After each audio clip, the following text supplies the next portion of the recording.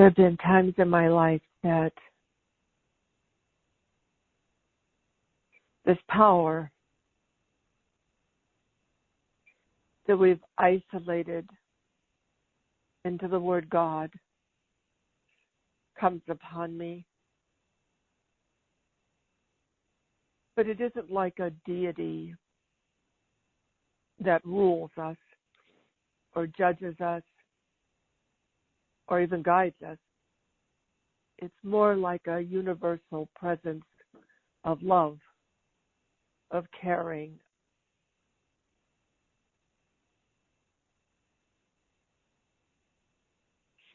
a universal presence of being with us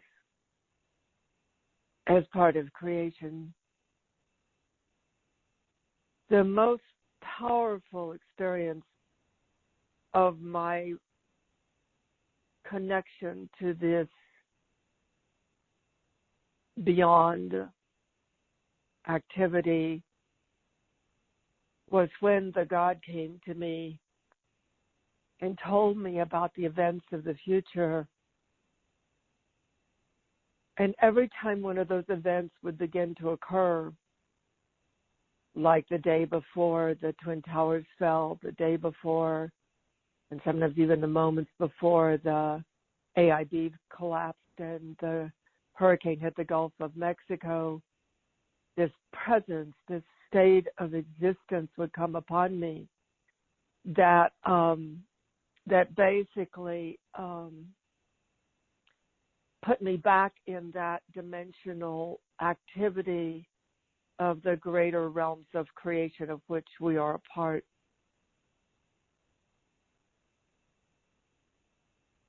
And then standing with that being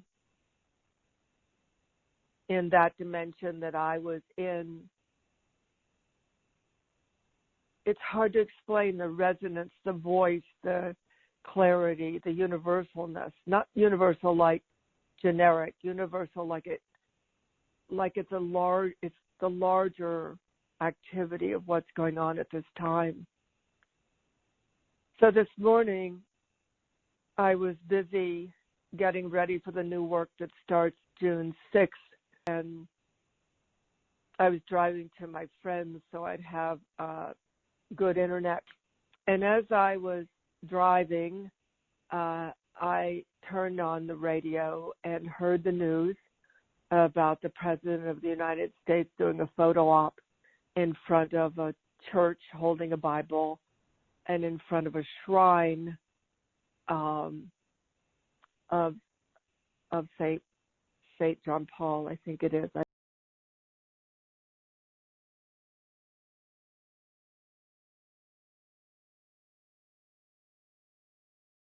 And the phenomenon, the energetic activity of this God being that came to me, or this being, remember I used God as generating, organizing designs of creation, visited me, and immediately I heard the voice that met me in that physical appearance so long ago. I haven't heard that voice since that day. I felt the presence of the activity of the message and the prophecy I was given, but I hadn't actually heard the voice that spoke to me that day. And if you can get an imagery of this, I'm going through a slow down area where they're doing tree work, and I'm all of a sudden on this narrow road, and all of a sudden there's no road, there's no car, there's no nothing except hands on the wheel. That somehow those hands on the wheel knew what they were doing. And the only way I can describe it was like I was in this, there was nothing but being in this kind of amorphic cloud of energy that was the voice, this voice that I hadn't heard since that day that I had gone into that dimensional territory. And the words were very clear. The words said, "Leave it alone," meaning to all of us, leave it alone. It's not your business. It's not your business. But it was like this booming voice that my voice can't even begin to recreate. So then everything began to clear, and everything began to be visible again, and I could hear the radio again. And just as I was listening to the radio, one of the cathedrals, it was reading from the saint whose shrine it was. And the reading was a quote from the saint whose sainthood was based on supporting the protesters in Poland and fighting for the rights of those who are not free to be taken care of and freed. And then this wave started again. This time I was still in my territory of car and hands and body, and I could see the world around me, but I was suddenly independent of it. And I got hold of somebody, and I just asked her to send out a message to everybody she could find that just said, "Pray." And then the energies were softer, but still strong. A quieter version of a voice that was almost like when you hear a song, when you play it over and over again, you're not hearing the first performance, but you can hear the recording. And I received this information. But the most important part of the conversation is that the information is really honestly instruction. It's really honestly talking to us, really means to care for us. And words like, this has to be decided by the generating, organizing designs of creation. We have to know what territory we're actually going to get to live in. And that it's between that which operates on behalf of life, that which loves, that which cherishes the physical world that we live in, and us, and that which doesn't cherish or love us, and we're its fodder.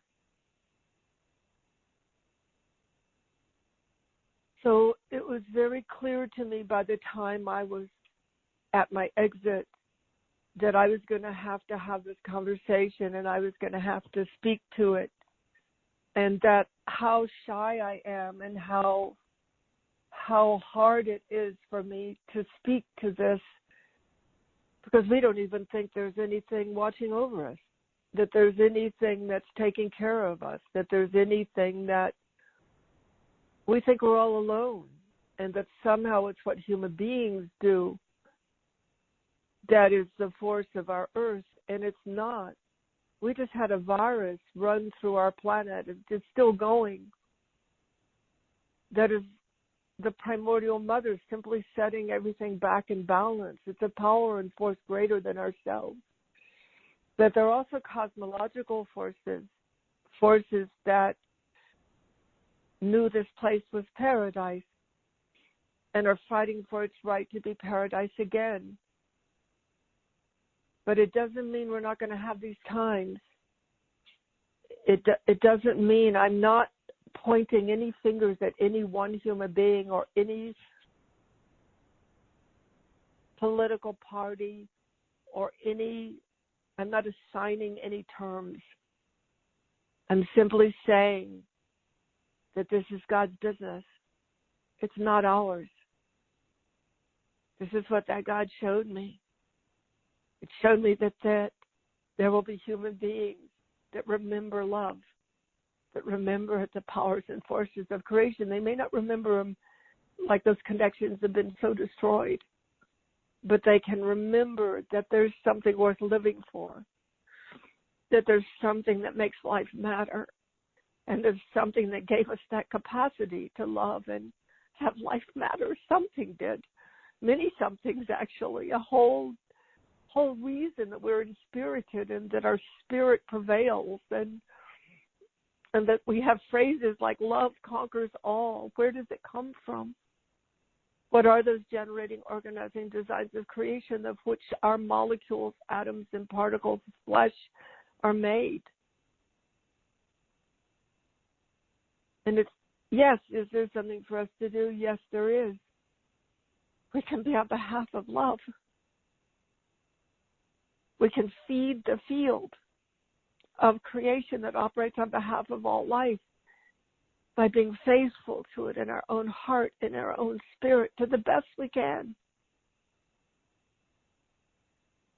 But it was so clear in that 20 minutes between where I was suddenly not here to now when I'm recording this, that there are audient voices that used to be heard in ancient times.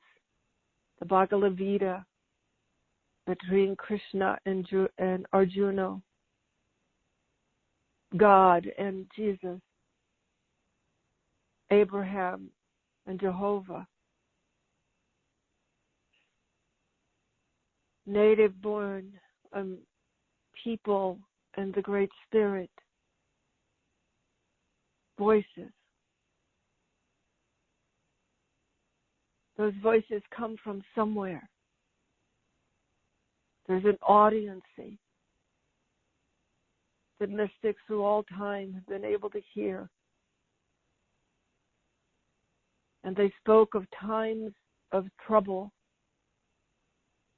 but out of those times of trouble came triumph. From where territory could be taken in our union with that which created this place, that which created the capacity for paradise. It's not going to end for a bit. And it's going to drive up our past lives. And it's going to drive up the times when it looked like long periods of time went on in the darkness before the dawn.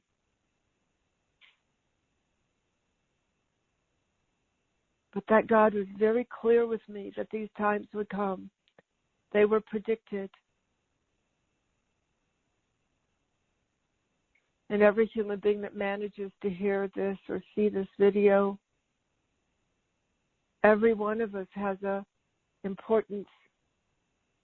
And it's so simple, really. It's all about craving.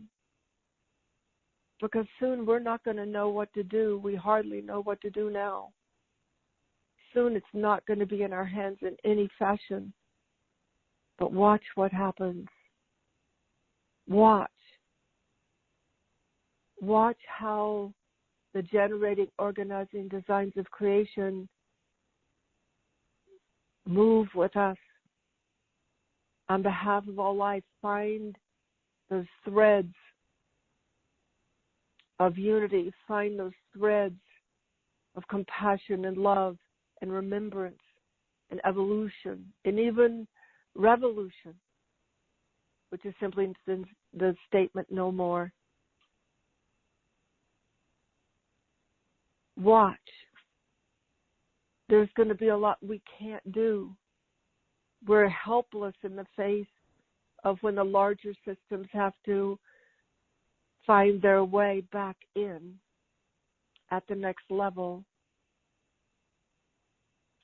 And we're in one of those times. We're like that time in the movie Avatar where the Avatar people couldn't go any further. They were helpless in the face of the Jarheads. And he went to the tree and he said, just like we are, I know it's not your job to interfere, but surely there's something you can do.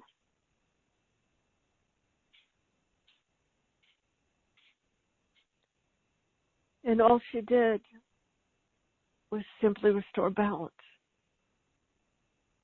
And that which did not operate on behalf of life, that which did not exist as whole, simply had to leave.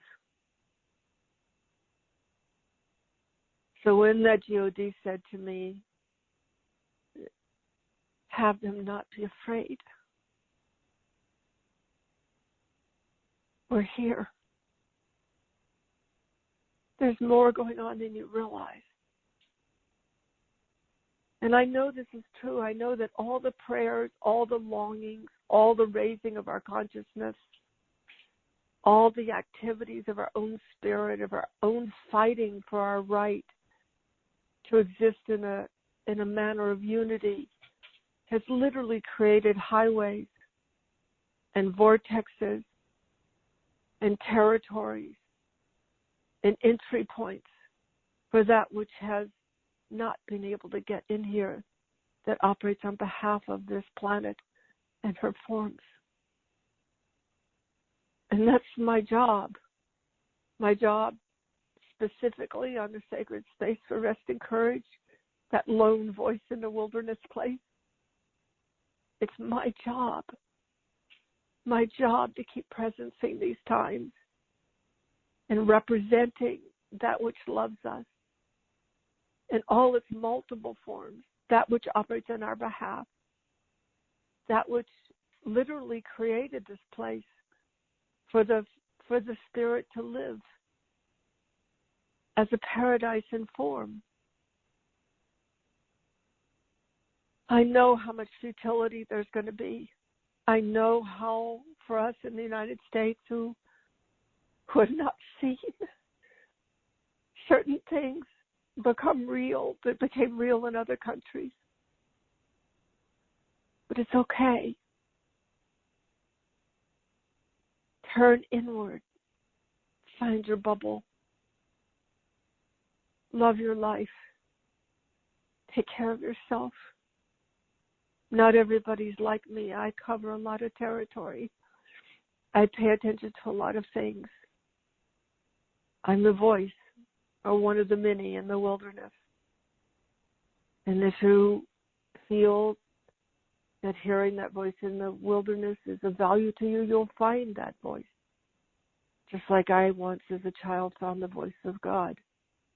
And then as I got older, found it in multiple forms. The generating, organizing designs of creation that operate on behalf of all life and have us exist as whole. Namaste.